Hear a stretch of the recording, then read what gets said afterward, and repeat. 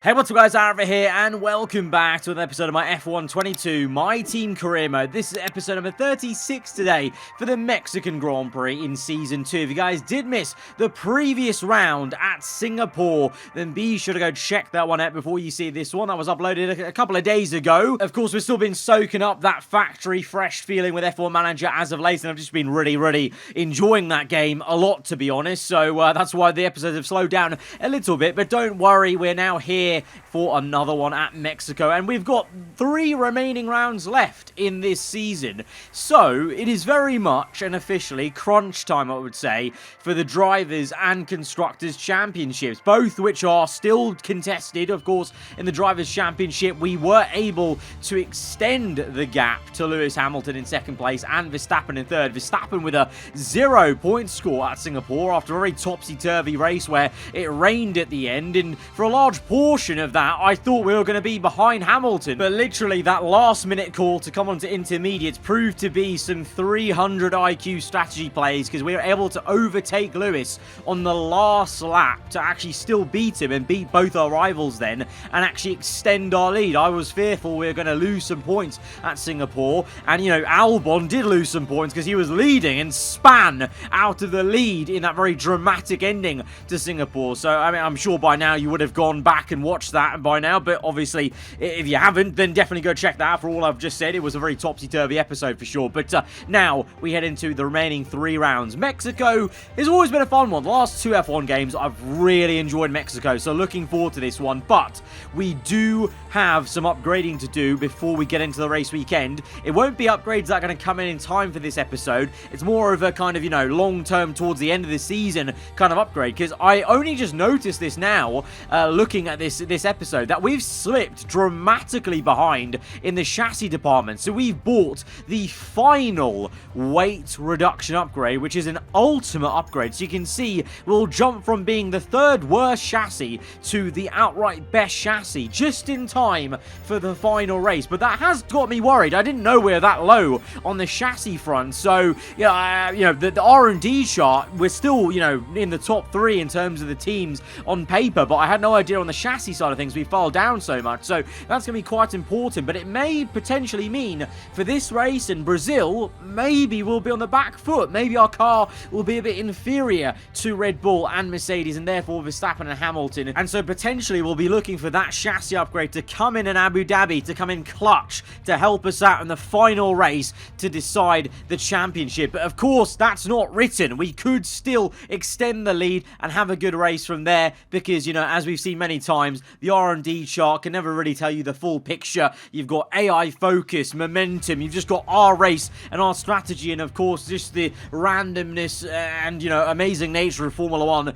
of never saying never. You just never know what is going to happen. But continuing this arms race we have with Red Bull and Mercedes, we're also going to go ahead and purchase a DRS minor upgrade on the aerodynamic side of things. And before we head into the race weekend to assess where we are on the R&D chart, we have got a sponsored message. Yep, today's video is sponsored by NordPass, a great password manager which is easy to set up and is full of features. And the most useful one, in my opinion, is just the fact that you can store all your passwords in one place. So there's no need to remember them all, which is a massive problem for yours truly. The amount of times I have to reset passwords just because I can't remember them all is insane, and this saves you all that hassle, and it is all secure as well. So if that sounds good, then you can get an exclusive deal from NordPass at nordpass.com/aarava, or enter the promo code aarava for an additional 4 months for free. And NordPass won't just help you with passwords, it can also help you with shopping and browsing faster by securely storing your credit card details, so you can get basically quicker checkouts all the time, and you can use NordPass on up to 6 devices, and it all syncs up between those devices. So pretty much whether you're going to use it on a desktop, a laptop, a phone, or a tablet, it can all sync up, and you can all have the same kind of quick experience with your browsing, and then obviously storing passwords and easily inputting them, and even creating passwords that are stronger than ones you can maybe think of. So again, if that sounds like something that'll be useful to you, you can get an exclusive deal over at nordpass.com/aarava, or enter the promo code aarava at checkout for an additional 4 months for free. Now, getting into that R&D chart, we are still within the top 3 on paper. Red Bull lead the way, and you can see they've actually taken quite a big step up relative to the gaps between the rest of the grid. But, you know, you can can see that pattern from Bahrain to now in the last 3 rounds. It's quite insane how much the entire grid has upgraded. I've said this before, but it's just that, you know, little bunching up effect you get because the top teams have diminished returns. And then remember, we've had these career mode settings since the start of the game where the AI have boosted R&D and cash reserves, whereas we have reduced cash, reduced R&D, and that's meant we've had to work a bit harder to be in this position. And maybe now why Red Bull and Mercedes are able to keep up with us and actually overtake us on this chart. But we're still doing a good enough job. We're still being consistent enough, and the upgrades are coming in just at enough of a rate where we're not slipping horrendously down this chart. But you can see Mercedes are by a pixel just ahead of us. Red Bull taking a bigger leap. So potentially this could be a big one for Red Bull. And to be fair, for Verstappen, this kind of needs to be a good race for him because he scored 0 points in Singapore and really lost a lot of ground in the championship. With only 3 rounds to go, you know, like I said, it is crunch time. You know, every point is going to matter. But equally, I have really enjoyed Mexico. I've actually gone very well at this circuit as well, I feel, in the last 2 F1 games, on F1 2020 and 2021. On this year's game, with, you know, maybe a bit more of a kind of linear strategy potentially, with the tyre upgrades now allowing us to do a 1-stop round here. I don't know how it's going to shape out because I always enjoyed the 2-stop, and that's something I reveled in at this circuit, but I'm still pretty confident. You can see Q1 is showing that confidence because we're very equally matched to Alexander Albon there, but Russell is the one that leads the charge in Q1. Schumacher pretty high in the Haas, because Haas as of late have actually closed back up to Ferrari on the R&D chart, so kind of giving us some vibes of early on. Remember, in the first few episodes of Season 2 of this very season, we had Sainz going up against his old teammate Leclerc in the Haas because they were so good. Then they dropped off quite a lot in the midway part of the season. Looks like they're back with a vengeance at the end here, with Schumacher placing high and the Red Bulls, you know, not really showing their hand quite yet in Q1, but let's see how Q2 does.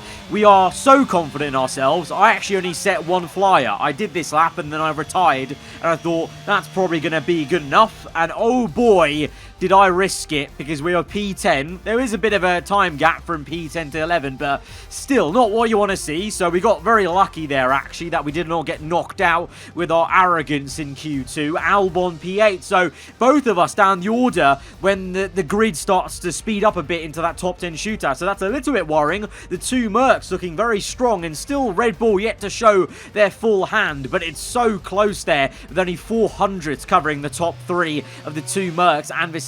So this top 10 shootout might be pretty damn close, and it looks like we're going to be looking to try and find some of that form we had in Q1 and hoping our car speeds up a little bit from Q2. But the track was feeling a little bit worse, I must say, in Q3. You know, you saw there a bit of snap of oversteer, and just generally the car wasn't biting in as much as I thought it was going to in Q3, you know, with the rubber being laid down. And so here we are then on our second and only last flying lap here in the top 10. At the moment, we are actually ahead of Hamilton in P7. He's down in P8, so both of us not having the best of first laps there. And to be honest, this second lap is not even that much better because it's green first sector, only by a very narrow margin. But to be honest, looks like a lot of people are not improving that much. Verstappen is only P6. Hamilton's gone higher, so he's into at least the top 5 on the grid. But Verstappen has not had a great second lap, and he's only P6, P7 even, and Schumacher goes better. I think there's still 3 cars to go to finish this one, including myself. Lando Norris pops in a time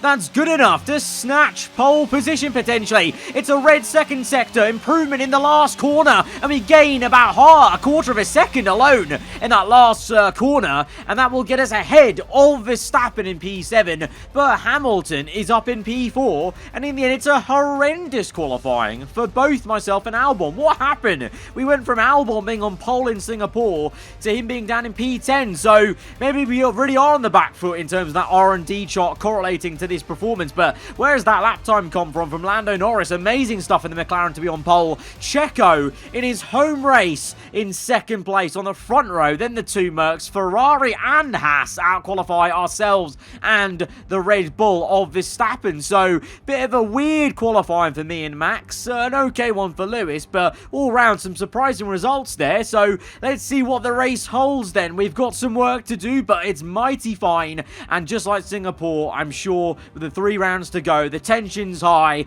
and I'm sure there's going to be some action and drama ahead of us. Let's go to the race on Sunday. Welcome to Mexico City, the most populous city in North America and home, of course, to the Mexico City Grand Prix. It's a sellout crowd as usual here at one of the shortest circuits on the Formula One calendar, and who, I wonder, will they be cheering on the top step of the podium today?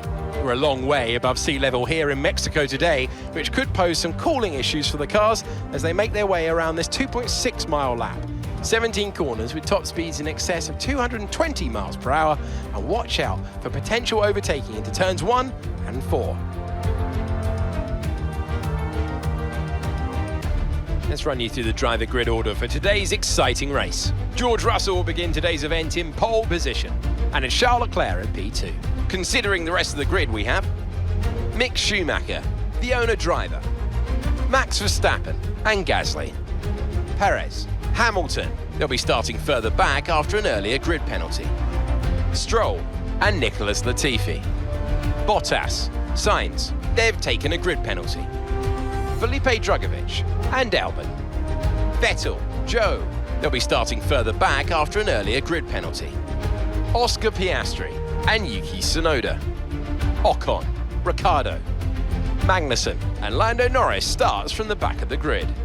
Which of these talented drivers will come out on top today? Anthony Davidson joins me once again in the commentary box, and it's fantastic to have you here with us today. But I'm curious, as a man with experience out on the track, how do you stop those pre-race nerves from becoming overwhelming when you're lining up on the grid? Well, I imagine they'll be starting to feel the adrenaline as they anticipate the rundown into turn 1, a bit like preparing to go into battle. The unknown situation will bring nerves, but that's a good thing. It will keep them focused on the moment and on their surroundings as we build towards the start of the Grand Prix. So there's an immediate twist to this race, because going onto the grid, we can see that a couple of drivers have been handed penalties. I'm assuming for engine components. Hamilton is now down to P8, Albon P14, and Lando Norris is no longer on pole position. He is at the back of the grid and elevates myself and Verstappen up into P4 and 5. So that's good news for both of us. Great news for me, because now I'm actually the furthest ahead of all 3 of us, basically, somehow. It's Russell on pole position, Leclerc alongside him on the front row, Mick Schumacher on the second row alongside me in the Haas. So it's a very good day for the Haas team. Gasly up into P6 now behind Verstappen. So this is a big chance for myself, well, for me to get some more points on my 2 rivals like we did in Singapore. It's a good chance for Verstappen to outscore Hamilton, and we'll see how that race kind of trickles out. And also commiserations to the home favourite Checo as well, because he was also affected with grid penalties, so he is not on the front row, of course, as I mentioned, Leclerc is. So it's a double annoyance, an all-round annoyance for a lot of drivers, but obviously in the last couple of rounds of every season there always sometimes is some grid penalties, with AI finally taking some grid penalties, whereas we've taken ours a bit earlier in the season, and it gives us some strategic advantages now in these last races. So here we are then in P4 alongside Schumacher, and we can see Leclerc and Russell ahead of us. Of course, Russell stole the win away from Albon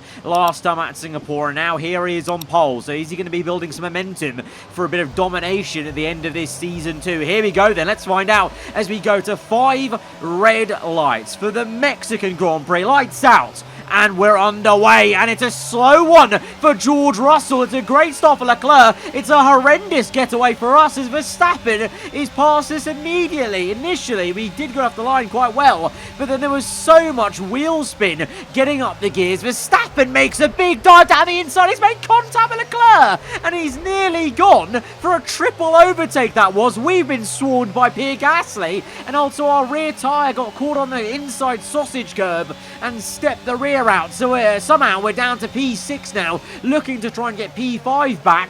Gasly giving a real good fight in the AlphaTauri, but we are going to get nipped down his inside to get into P5 there. But it's an amazing start for Verstappen, a shocking one for me all round.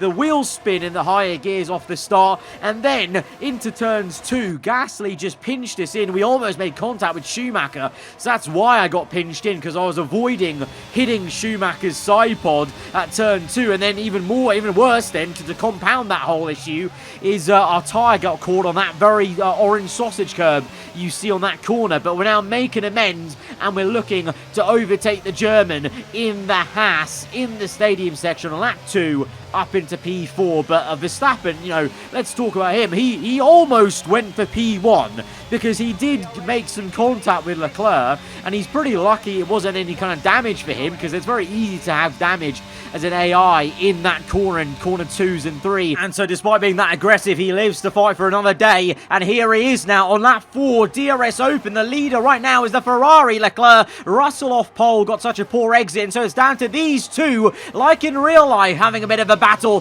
Verstappen on the inside. We've overtaken Russell up into P3, just an easy pass with DRS, and now we join this fight. We're watching them with a bucket of popcorn, fighting up ahead for the race win. But can we get down the inside of Leclerc to get P2 and make this a very interesting battle for P1, because then it will be 2 championship rivals battling for first place. Leclerc is giving us a real good scrap there as we're kind of jockeying for position and seesawing up from 3rd to 2nd to 3rd, and Leclerc just won't give up that fight. But eventually we do get that in sector 2, and we are now in P2, and we look to try and apply the pressure to our championship rival Verstappen in first place. We're just outside of DRS, behind Leclerc, Russell, Schumacher, Gasly, Perez, Sainz, Bottas, Latifi rounds out the top 10. Hamilton, he's outside the points. What's happened to him? Hamilton at the moment outside of the points paying positions as we see Tsunoda crashing in the last sector, and Drogovic could not avoid him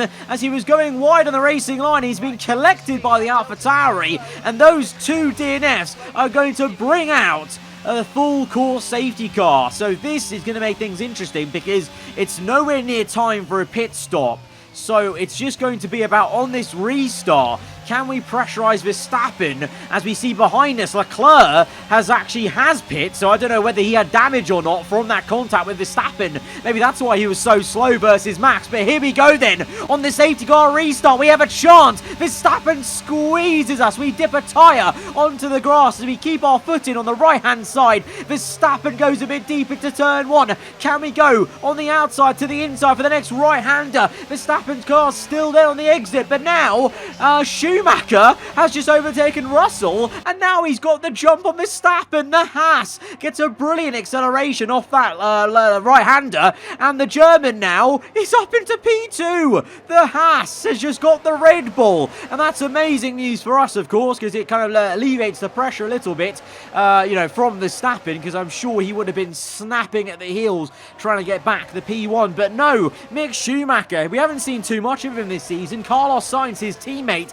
was the kind of star of the Haas team earlier on in season 2, when I, mentioned, earlier in qualifying, when it was Sainz having a go at Leclerc in the Haas, having been demoted and dropped from Ferrari, is now, oh, wow. Russell with a bit of a lunge on Verstappen, and Verstappen had to really cover him off to maintain that P3. Maybe Russell's been told to have a go at Verstappen to help out his teammate Hamilton, who is down in P8, so he has actually made some overtakes then since that restart and got back into the points, but he's still a fair few positions away from where Max is, from where we are in first place. But going back to my original point, Haas, Mick Schumacher looking to be the star now for the last end of this season, as he even has a go at us, as that Haas is looking like an absolute rocket ship in a straight line, it would seem, and he is going to have another go at us. And remember, we don't have DRS, so we're a bit of a sitting duck, even using ERS all the way down this straight. Schumacher passes us for the lead of the Mexican Grand Prix. He goes a little deep into turn 1 on, though. Can we come back at him through turns 2 and 3? No, because on the exit, as we entered turn 3, snap of oversteer, and all of a sudden, Verstappen now is going past us for P2. He's got DRS, of course, on us, and we're the only car without DRS. We've dived back down the inside, though, to come immediately back at him, because we're not having that. I'm not having him overtake me that easily, but that is frustrating, because I thought we could actually easily retake Schumacher, but I actually compromised myself basically by being a bit too tight on the corner and then being a bit too eager on the throttle into turn 3. And now, Russell has just overtaken Verstappen. Verstappen is feeling the pressure for sure, and Russell has just done his teammate Hamilton a massive favour by pushing down the Red Bull 1 position to P4. But here we are in P2. I've got my sights only on P1. Mick Schumacher trying to close back up, and with all that fighting with Verstappen in Sector 1, he's now got a 2.7 second lead, so DRS isn't even an issue for him, and DRS is an issue for us, because now our rear wing has failed on lap 17 onto 18. At this point in the race now, Schumacher pits, Verstappen and Hamilton, they'd already pit a lap earlier than this, so we're going 2 laps longer than Verstappen and Hamilton in quite a few cars, 1 lap longer than Schumacher, just in case something was to happen. And also, to be honest, just to kind of stay off the hard tyres as much as we can, because although a 1-stop is very manageable at this race now with the tyre upgrades we have, I still just don't fancy that hard compound that much, so I'd rather stay on the medium as long as we can. But now we are in for that pit stop. Albon's in at the same time, and oh no, look at that, there's a massive mistake on the left-hand side. I don't know what went on there, but our mechanic just couldn't get the tyre off our car. And so very much like Sainz and Ferrari at the Dutch Grand Prix IRL, we've been shafted a little bit in the pit stop there with a slow one. And we're down the order. We're behind Ricciardo. We're behind Russell. So we're in a net P4, I would say, because I can see Schumacher on the mini-map there is up the road. Then you've got Russell. I don't know where Ricciardo's come from, because Ricciardo was down the order, so I reckon actually he's on those hard since the start of the Grand Prix, so potentially we're a net P3 then, that must mean. But we've now got Gasly and Verstappen for company behind us, and my hard tyres, remember, they take some time to heat up, and so you can see there's just a wash of understeer through the entirety of Sector 2, so now the AlphaTauri car of Gasly looking to try and make a move on the outside. He actually goes for it really well and fully goes alongside us, but we are able to defend that just about into the stadium section. But just look at the lack of a front end we have. There is no grip on these hards right now. It takes so long for them to rubber in. And remember, Gasly and Verstappen, they've been on these tyres for 2 more laps, so their tyres are probably all fired up. But right now, at the moment, you're watching Gasly just slipstream us, and the tyres aren't going to really matter too much in this scenario. It's all about the straight line speed, and with DRS open for Gasly and Verstappen, we're going to make it 3 wide into turn 1. Gasly locks up and goes deep. It's going to be 3 wide into turn 2. We turn in, Verstappen makes contact with us, and we've got a slightly yellow front wing, and we have to cut across the grass. It's contact for 2 championship rivals, and that is going to be a little bit of drama here in this race. We've got 16 laps to go, and we almost career into the rear end of Leclerc. Such is the lack of downforce, and also remember just the grip levels after going across the grass, to be honest, more so as we re-overtake Guan Yu Zhou. But you know, if I pit for this damage, that's game over, that's race over. I'm gonna have to drive with this damage and just try and make the best of it. In a straight line, my car is still very good, of course. In the corners, we're having to kind of compensate for the lack of that left-hand side of the front wing by braking earlier and actually overturning and over-rotating the car with the steering wheel just to get the nose turned in. But already, I'm feeling a bit comfortable with it, and I think we'll be okay.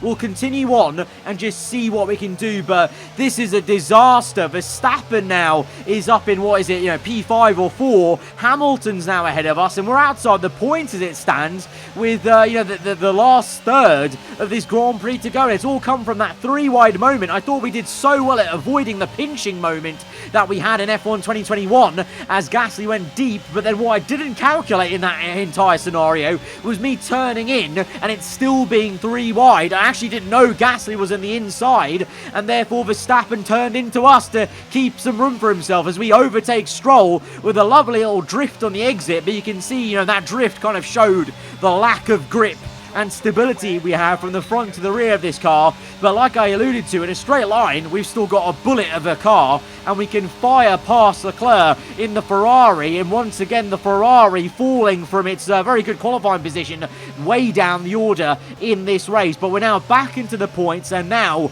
we are one car behind Lewis Hamilton. Oh no!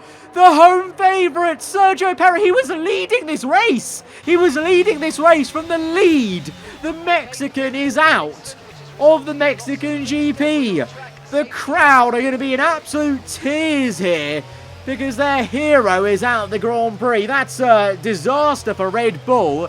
It's euphoria for Mick Schumacher, who will now retake the lead of this Grand Prix under this second safety car. Now, this safety car, I had a big decision to make. Do I pit for this damage, change my front wing?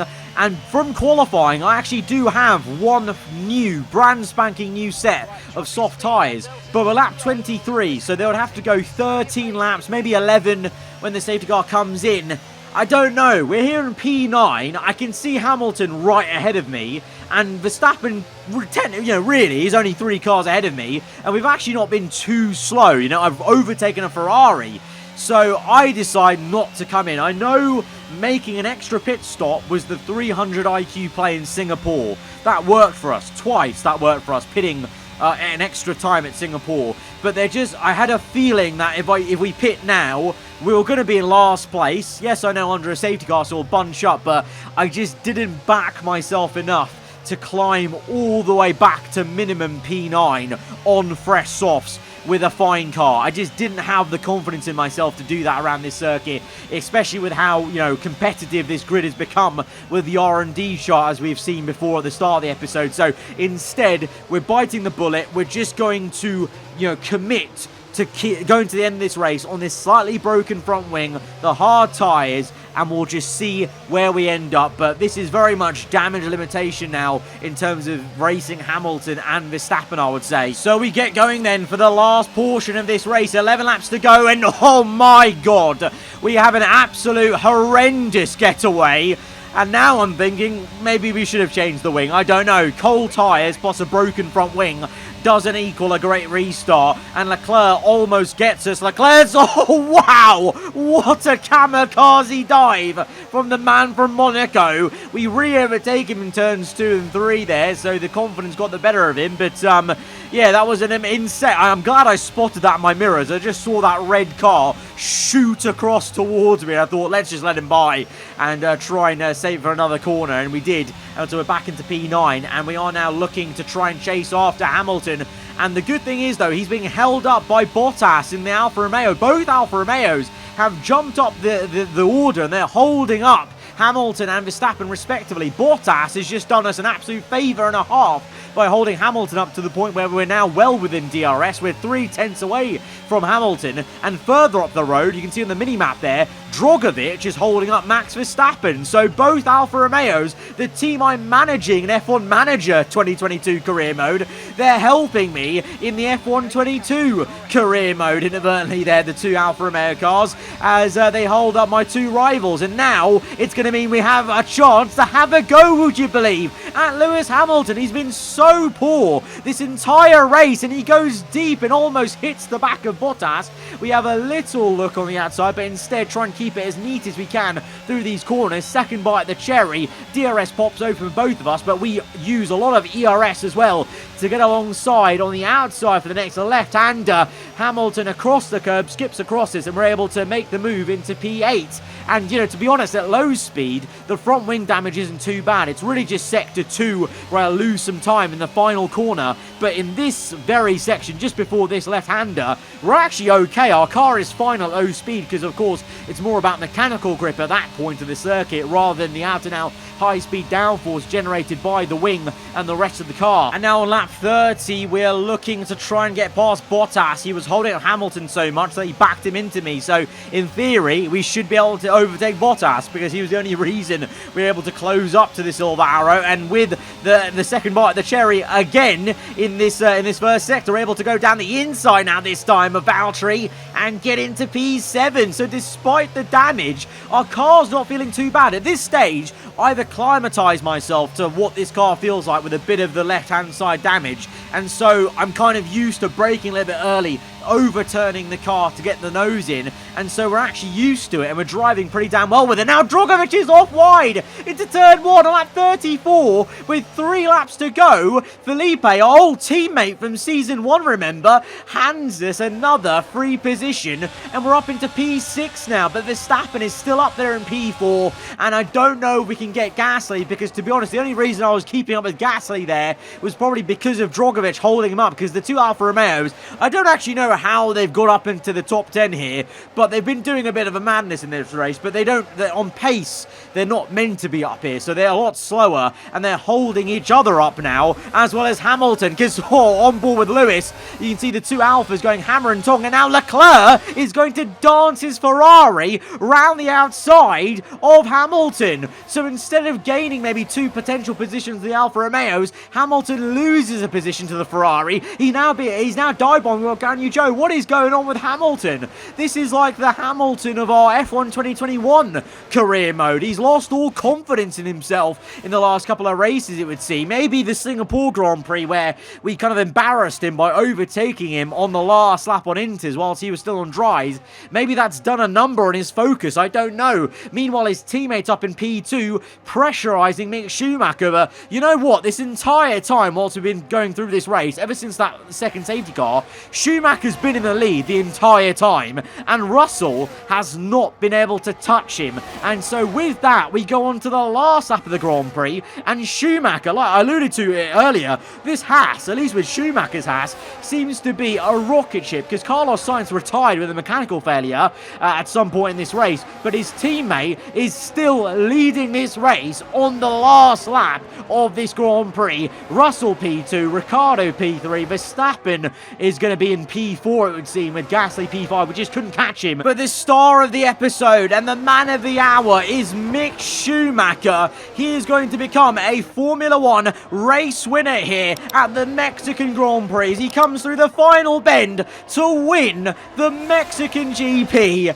GG's, fair play. That is absolutely insane. A shock new race winner here in our alternate F1 universe. Verstappen gets P4. We limit the damage though to him in P6, but we leave this race with a bit of a sour taste in our mouth, because yeah, sure, the FI decided it was a racing incident, but you still never like to see contact made between championship rivals like that affect one of them, and it did affect us today quite a fair amount. It was a tough race at times, but they've held on to take a great victory for Haas today.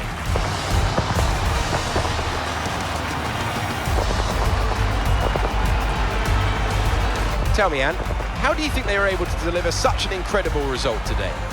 Well, they certainly stood out as a driver with tons of confidence on the track. I think their ability to keep their cool, even during some of the more hectic parts of the race, meant they were able to capitalise on the mistakes of other drivers, giving them the opportunity to make their way to the top spot with ease.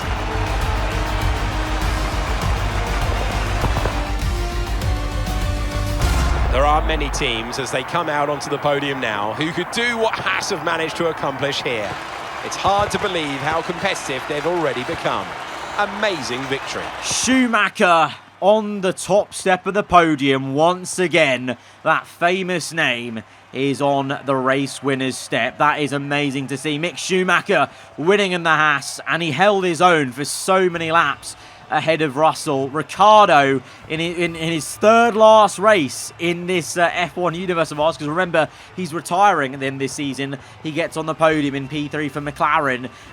You know, it was a mega race for those guys. For us, limiting damage, I mean, I can't believe we overtook Hamilton with that damage. And for him, I mean, question marks of what's happening to Lewis now, because that was not the same Hamilton we've seen so many times this season, or in real life, really, because I don't know what happened there. P10 got done by Leclerc at the end and only gains 1 point, so it means Max gains a whole 11 points on him. We gain 7 on him, but that's still going to be good news for us in terms of the Drivers' Championship, because we are still going to be 11 points then ahead of Verstappen, who is now in second place. Hamilton is down to third with 2 races to go. There's an 11 and 18 point gap. That, I feel pretty good with that. That gives us a little bit of a cushion, bit of breathing room to not not feel as much pressure at Sao Paulo. And then going into Abu Dhabi, we know those final upgrades are coming. That should put our car back at the very top in terms of R&D shot, and should give us a great chance to even go out and win that last race and win the championship with a bang. At least that's the hopeful plan. It's all still to play for on the constructors, though. Russell getting that podium ahead of myself, and Albon not scoring points means Mercedes are only 22 points behind us. That's still very doable for this Silver Arrow, so we need to keep this up. We need to keep on going for the last two races. I need Albon to not have a race like he had today where he was nowhere to be seen, and he needs to pull his socks up for last two times. I don't know whether that spin at Singapore lost him focus and whatever, and he's not going to be great now for the remaining races. I don't know, but he needs to be there to counteract the Mercedes guys, because they could very much get us in the constructors in the last two rounds. But that has been an enthralling Mexican Grand Prix with a new shock race winner in Formula 1. Guys, if you have enjoyed the episode, hit the like button. Let me know what you thought in the comments below. If you're new around here, then do get subscribed for weekly Formula 1 content. I'll see you guys next time. Goodbye.